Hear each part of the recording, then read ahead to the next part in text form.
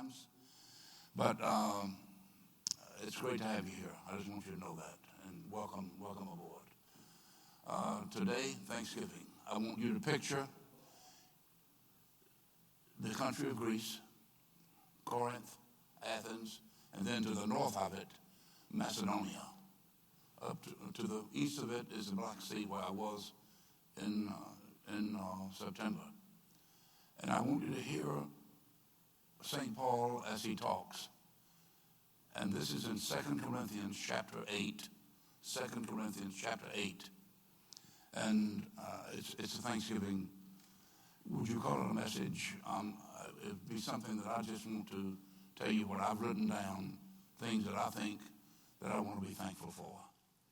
And perhaps you could make your own list. I'm sure you can. So I chose to do it here with another version. And just as soon, normally, as I choose a version like that, it'll go off. But I want you to hear it in the NLT version. 2 Corinthians chapter 8, verse 1. It's a call to generous giving.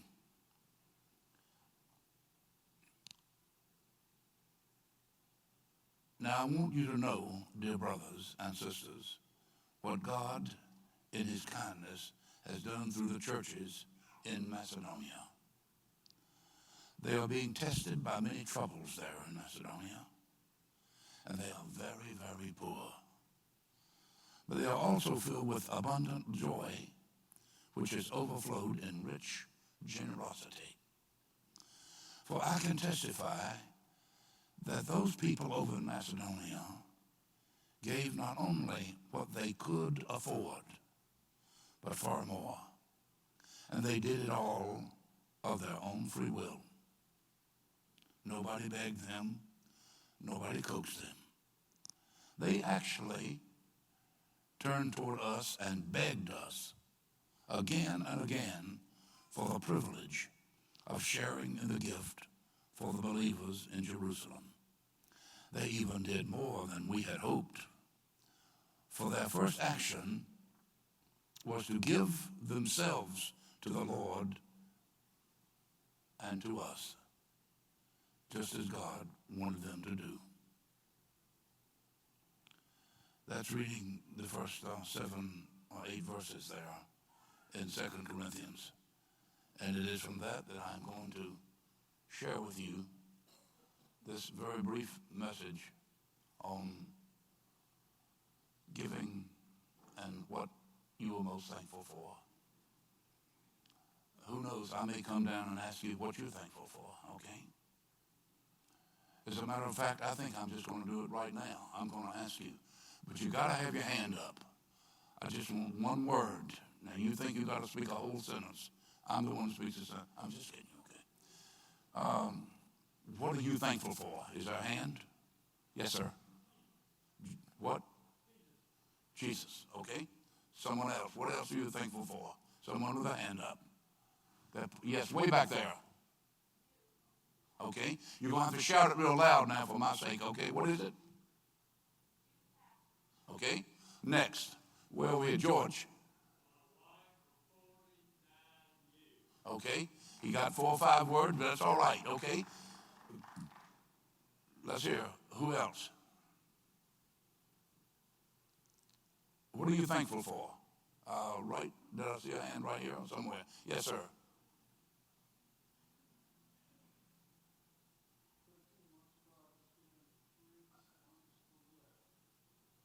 13 months ago.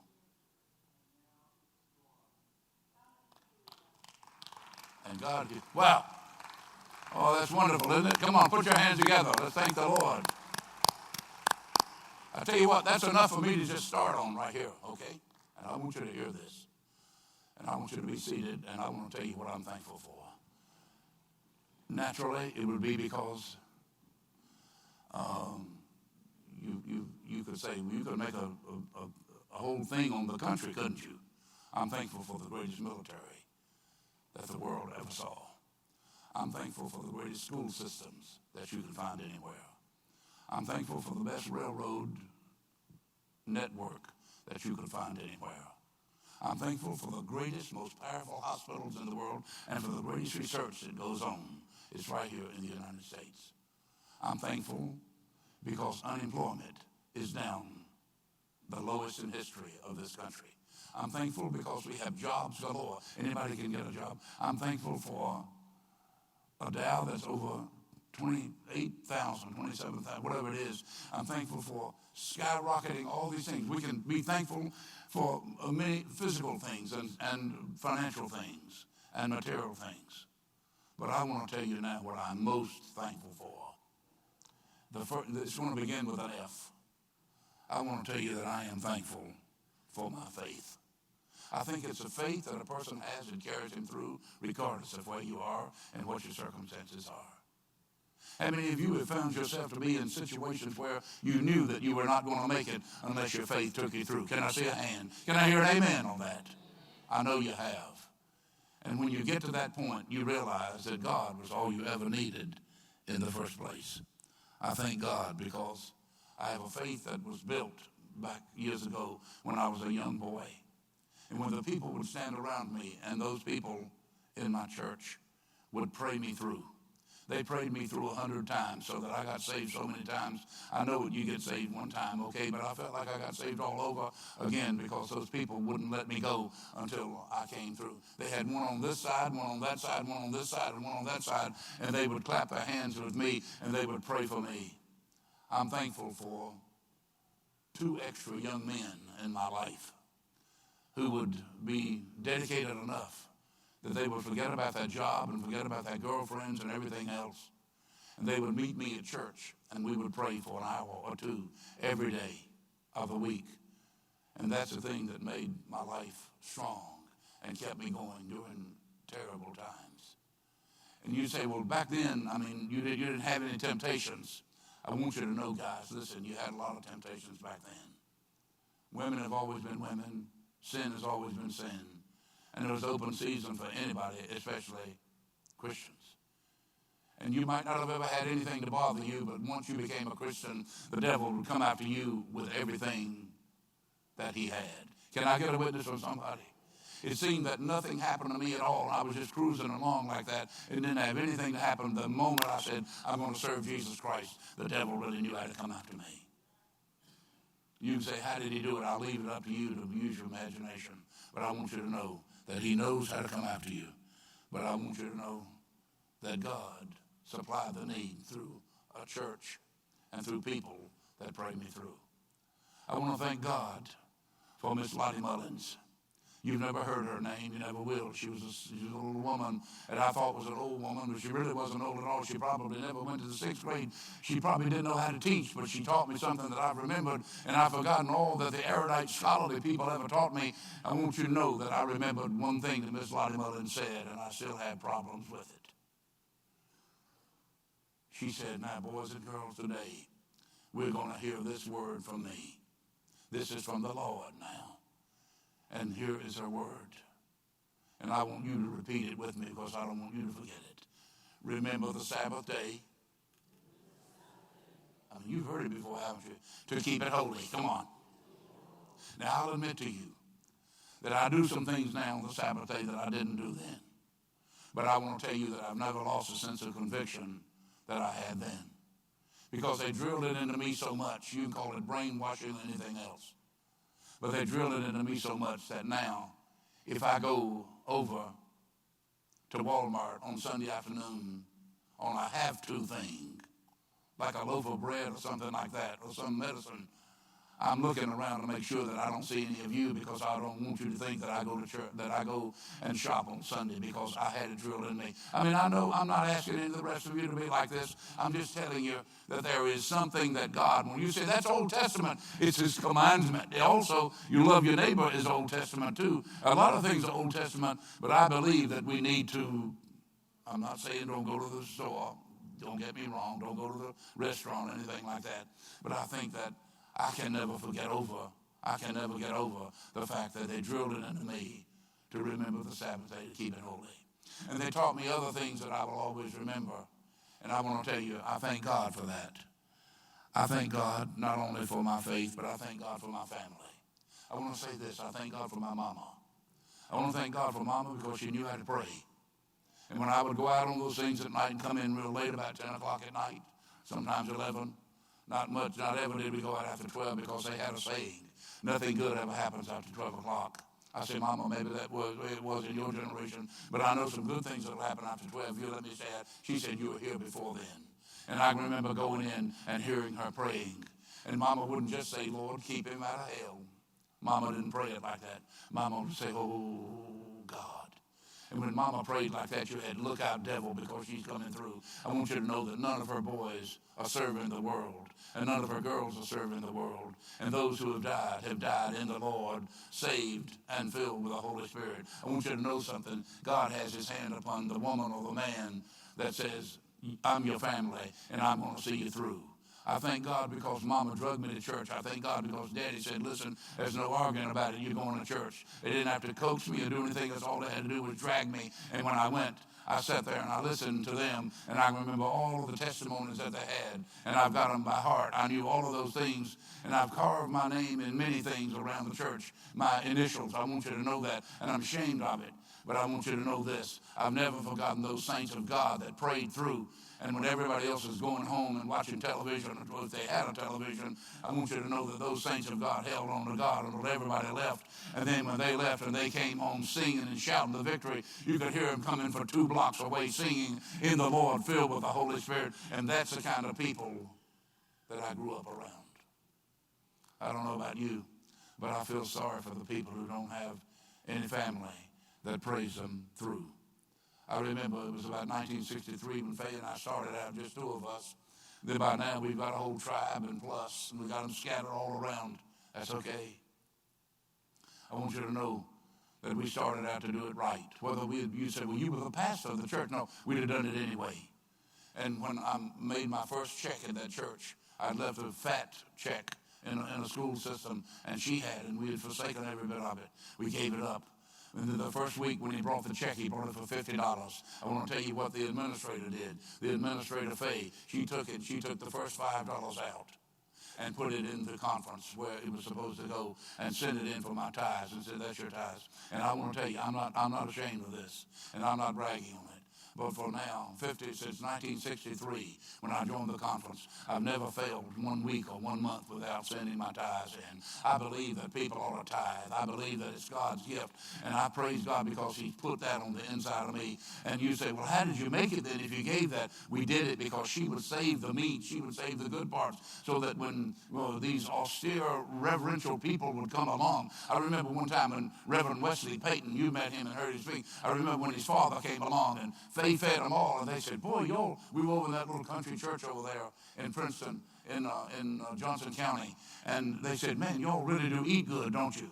I said, well, we do our best, and Faye's the one that does it. They didn't know that she had taken the chuck roast and put it in the fridge and the freezer and kept it for a moment like this. I remember when they asked me what we were going to have. One time I told them we were going to have lamb. They said, man, we've never had lamb. You have lamb? What have y'all got here? And I took that chuck roast and I got it out of that when they thought it, and I lammed it down on the table, and I lammed it on the table. And they said, man, this is the best meal we've ever. Just kidding you about the lamb. I remember one time when she dropped the roast. You remember, you've ever done that? And she said, John, I dropped the roast. I said, did anybody see you? Look, folks, I thank God because he brought us through that. He brought us through every bit of it. And God has promised that he would never leave us nor forsake us. I want to tell you this, if you're young, you do not have to have everything at first when you get started. Later on, when you get older and older, you want more room, you want more car, you want more bed, you want a bigger everything, when you get older. But when you get young, it really doesn't matter because you've got God, and God is teaching you and training you right. That's the way God brought us up. And then he brought us here. And did we ever get an education? And I want you to know that it is the spiritual people of this church that have gone on before us. 1,100 of them almost now have gone on before us, and they're living in heaven now with Jesus. I want you to know that they've left their marks on us. It is a great faith that we've got, and we love God because of that great faith. I thank God for my great faith. I thank God for my great family. I love that family. I remember George Truitt. George Truitt was a man who was a Baptist at First Baptist in Dallas, Texas. Dr. Truitt was preaching revival. Now, he was quite a theologian. And Truett, Dr. Truett was holding this revival, and as he preached, he looked at a young guy, and he said, I'm going to go ask him to get saved. He went back to him, he said, son, young man, he said, when you go down to the altar, I'll go with you. The boy looked up at him, he said, no, I can't do it. He said, why can't you do it, son? He said, because my daddy doesn't believe in God, and if my daddy doesn't believe in God, I don't believe in God either. The next day, Dr. George Truett got out of that pastor's house. He went right to that man's business and said, can I see you? And the man said, yes, have a seat, sir. And Dr. Truett opened up his heart to him. He said, last night I went to your son, sir. He said, I asked him to go down to the altar and give his heart to Christ. He said, but I can't because my father doesn't believe in God. And if my father doesn't believe in him, I can't believe in him either. If he won't accept him, I won't accept him. And Dr. Truett said that night when he preached, that man was sitting in the service. And when he gave the altar call, that man was the first one to walk out and come down to that altar and give his heart to God. And right behind him came the son. Dads, I want to tell you one more time. I know if I keep on yelling about it, it's going to sink in before long.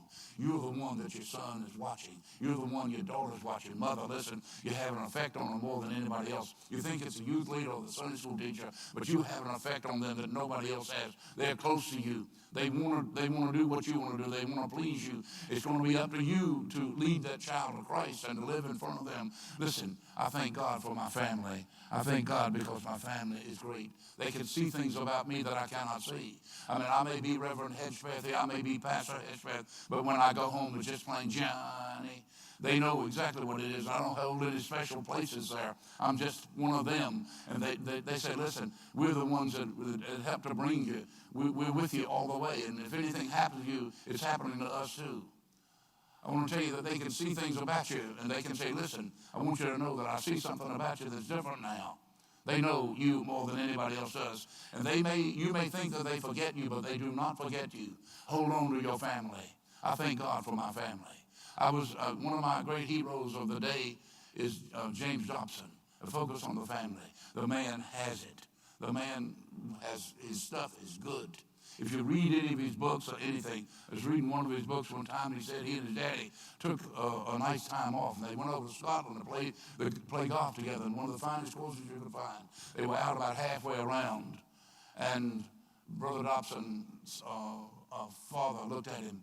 He said, Jim, I want to ask you a personal question. He said, how's it with you and Shirley? He said, well, Dad, it's fine. It's fine. Why do you ask that?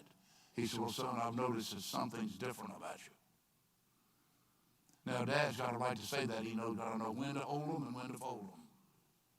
You got to be very careful about that.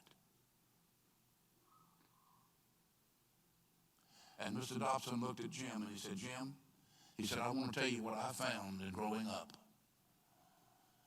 I found that when I set my heart to do something, and when most men set their heart to do something and to fight for a cause and to win something over and get it going and fulfill their ambitions, they wake up in the end and find that the thing they've been dying for and fighting for, they've already had a long time before. I want you to know something. I'm thankful for a family.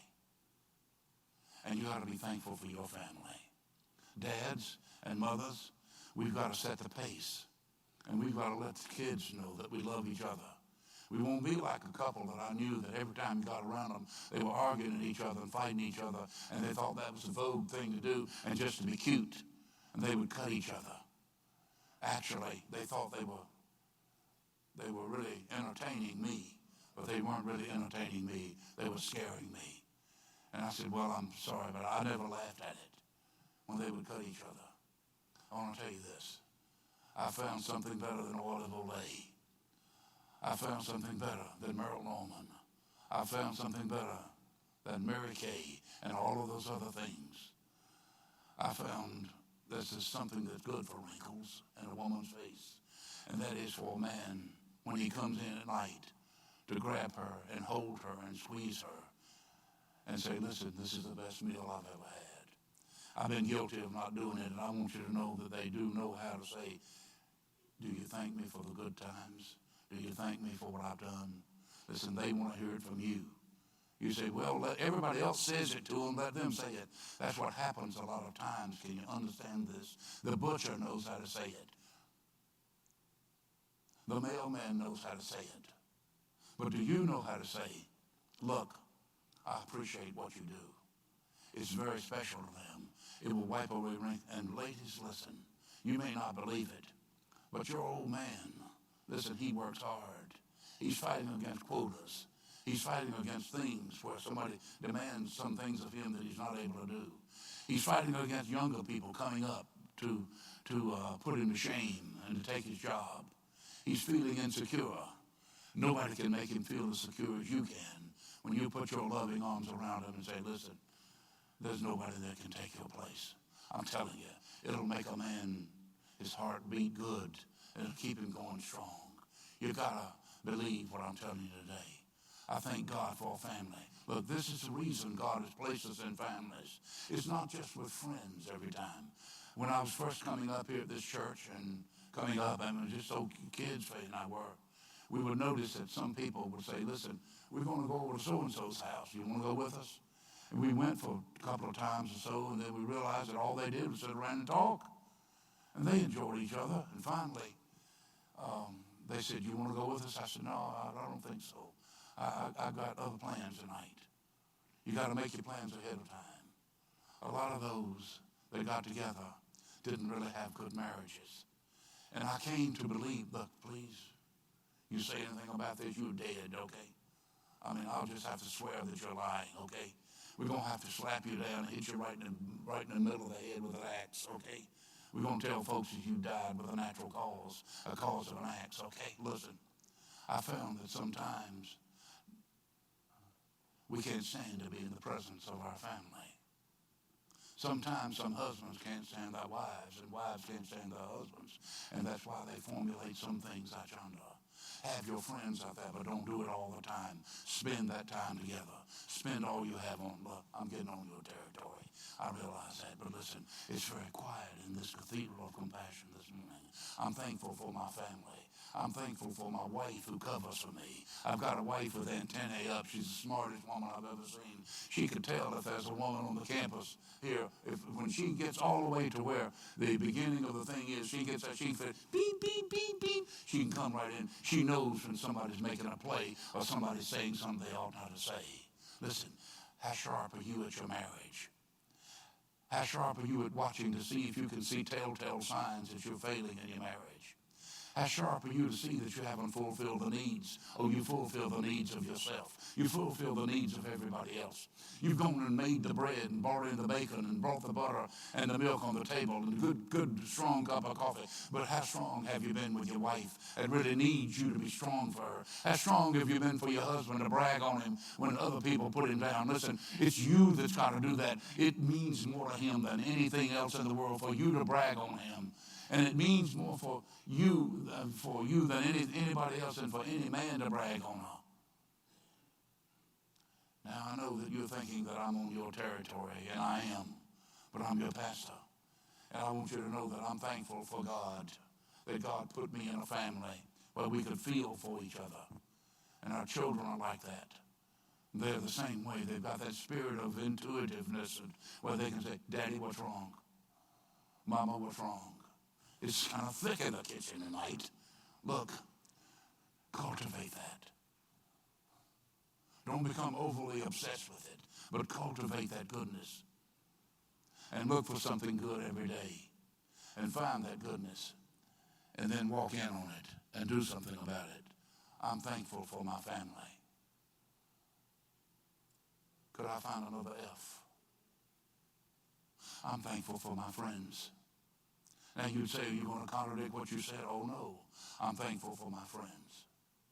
You take the other day. I finished the service we had finished it. It was extra long, but very sweet for Scott Morris. His wife was in the first service this morning, Royanna, the pharmacist. That's what I call her, the pharmacist. Look, well, we finished there, and they came on back at 8, and I started back just to take off, and And then I thought, I got to have this car ready because this car never messes up. Look, be careful if you ever say this car never messes up. You say it's a Lexus, a Toyota that doesn't mess up. Just as sure as you do, it's going to stop. It wouldn't heat. And I said, my wife's cold-natured. You know, that kind of cold. She's cold-natured. Sorry about that. My wife's cold-natured. I can't go like this. So I got to go somewhere. So I went right to Chuck Epler's place, and there was Luke. Luke was underneath everything. I want you to know, he was underneath everything. He was all covered with grease and everything else. And I said, Luke, here I am. He got out from under it, waved his hands off, said, let me see that car. And in 10 minutes, he had drained out the bubble that was in the radiator and had it heating just right, and I was ready to go because I have to be ready whenever the summons calls.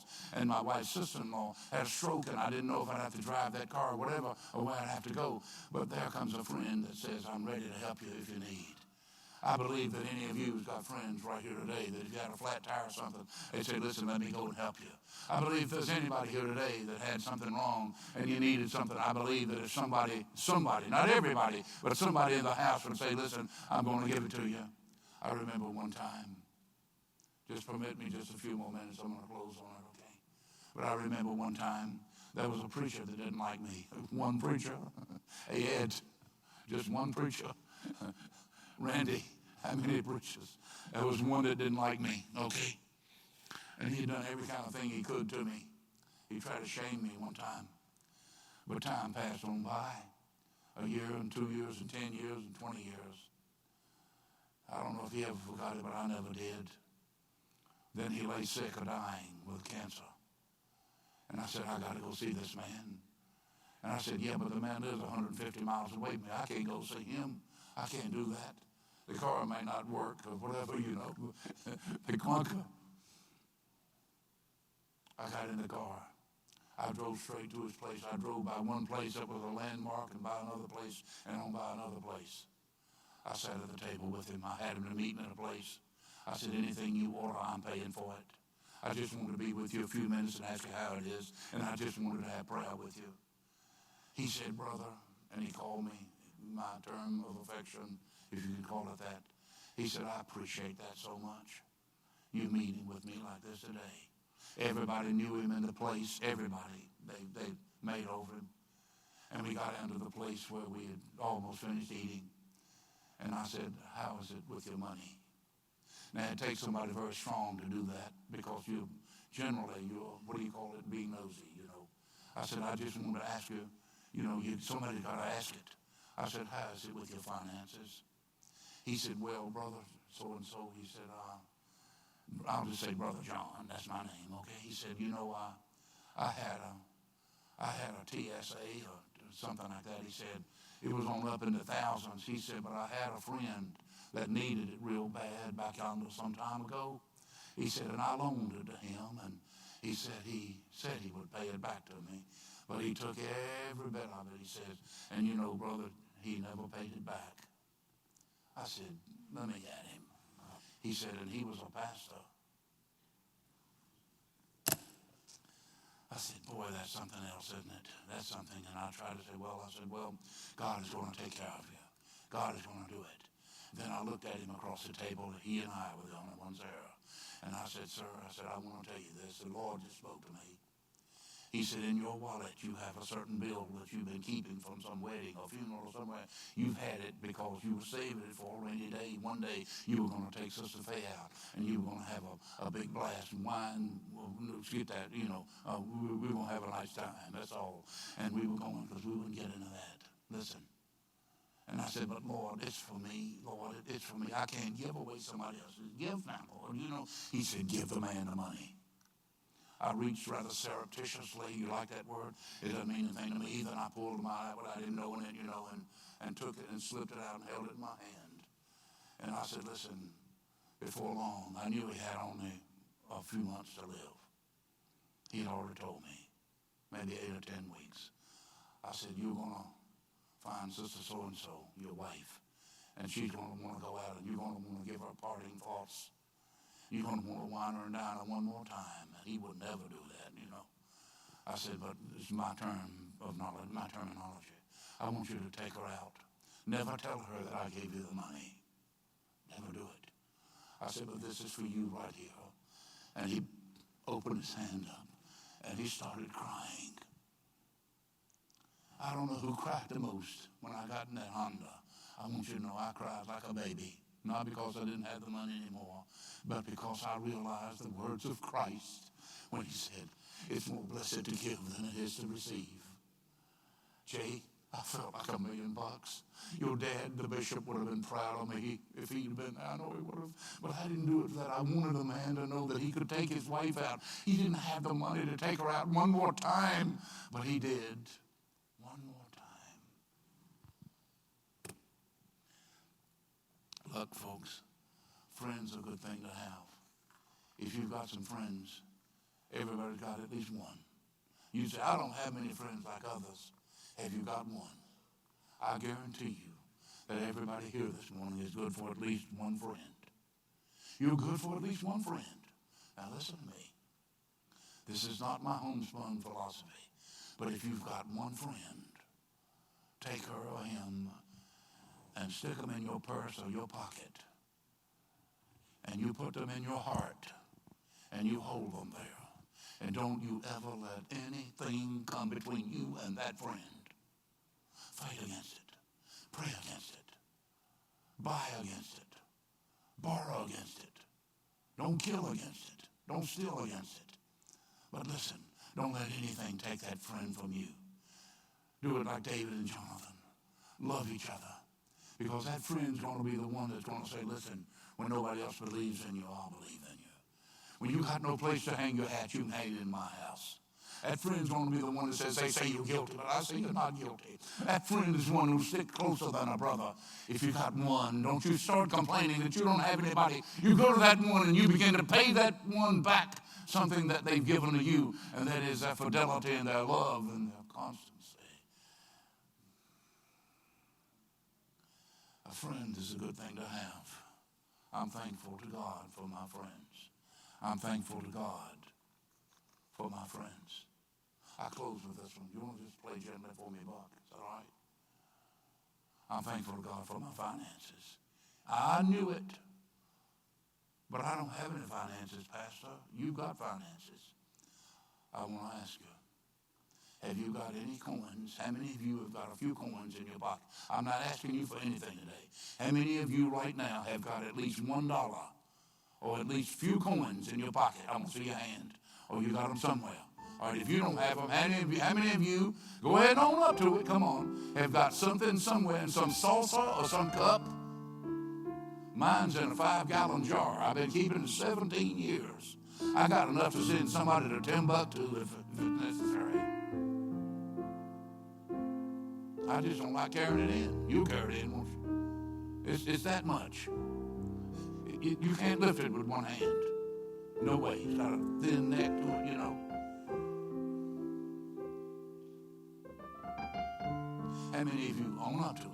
Have got coins somewhere in your house? A few coins in a saucer or a cup that you know that you could go there and buy a Pepsi Cola. Let me see your hand. Look at this. Everybody look. Come on, look around. I'm not going to ask for how many of you have got things in tax shelter annuities or anything like that. You're among the world's 97%. Excuse me. You're richer, if you've got that, you're richer than 75% of the rest of this world today. And if you've got the coins on the shelf, and the food in the cupboard, the refrigerator, even leftovers, you're in the top 92 percentile. You're among the 8% of the richest people in the world. Now stop complaining that you don't have any money. Stop judging yourself against Rockefeller.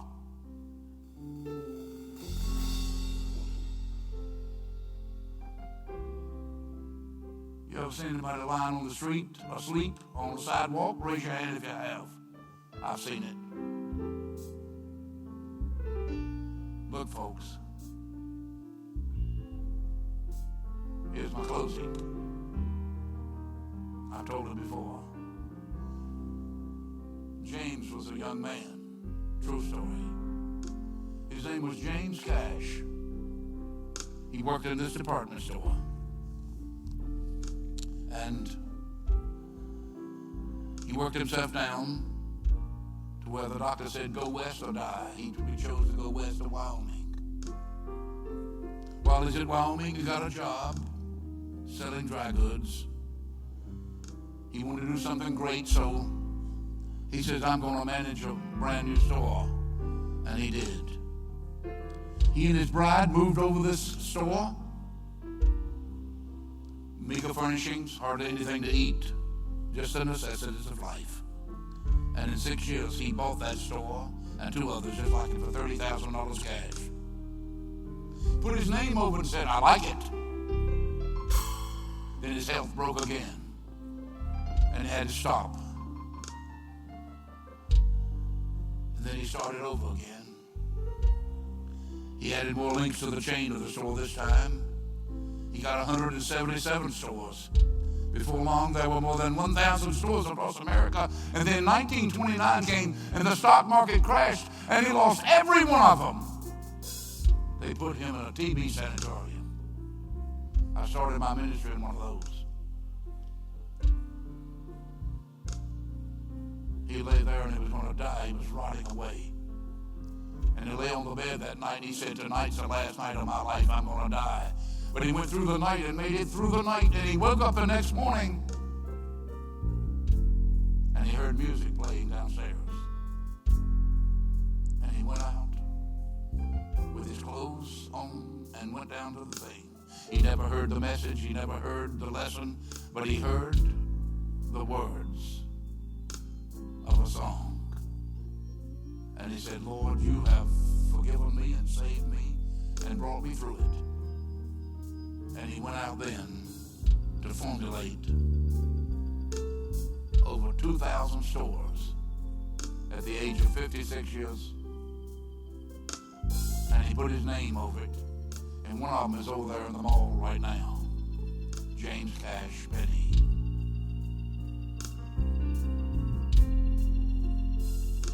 I thank God because he gives us a chance to do something in a country like this right here. May it forever be free so that you can be as great as you want to be or as little as you want to be. But that's why I thank God for America. Amen. Oh, what was the song? Here it is. Look up on the thing. Be not dismayed, whatever betide. God will take care of you. I want you to sing it with me at the end. Come on, Craig. I want you to come and lead us. Come on, take it. I want everybody to stand. We're going to sing it, and I'm going to dismiss right now. But I want you to sing the song through. Be not dismayed. And then I want you to hit that chorus, and I want you to sing it with everything you've got. Come